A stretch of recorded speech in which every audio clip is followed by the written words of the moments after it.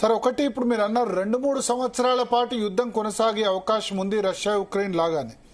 But financial గా పాకిస్తాన్ తట్టుకుంటుందా 2-3 సంవత్సరాల పాటు యుద్ధాన్ని?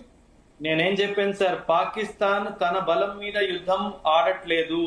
పాకిస్తాన్ కి వెనక బలం ఆర్థికంగా చైనా, ఐడియాలజికల్ గా టర్కీ అండ్ వెపన్స్ రూపంలో టర్కీ, చైనా మరియు ఇరాన్ సపోర్ట్. వాళ్ళు కూడా ఎన్ని రోజులు ఇస్తారు సార్? వీళ్ళు పాకిస్తాన్ అడుక్కోవడంలో ఎక్స్పర్ట్స్. వీళ్ళు కొత్త కొత్త దేశాలు వెతుక్కొని అక్కడ ముస్లిం జనాభా ఎక్కువ ఉంటే మేము ముస్లిం ప్రజల్ని కాపాడుతున్నాము అన్న ఒక కార్డ్ ని ప్లే చేసి వీళ్ళు డబ్బులు ఏదో విధంగా, నేను చెప్పాను కదా పాకిస్తాన్ అడుక్కోవడంలో number 1 country in the world. So వీళ్ళకి రకరకాల ఆలోచనలు, రకరకాల విధాలు తెలుసు ఎలా అడుక్కోవాలో.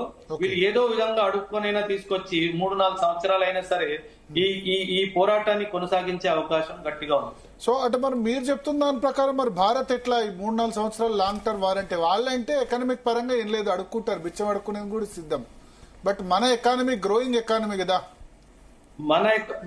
Number 4 in economy. మన ఈ లాంగ్ టర్మ్ యుద్ధం మనకు మంచిది కాదు కదా సార్. కాకపోతే మీరు కూడా అర్థం చేసుకోవాల్సిన విషయం ఏంటంటే ఈ టెర్రరిస్ట్ అటాక్ పహల్గామ్ లోనే ఎందుకు జరిగింది?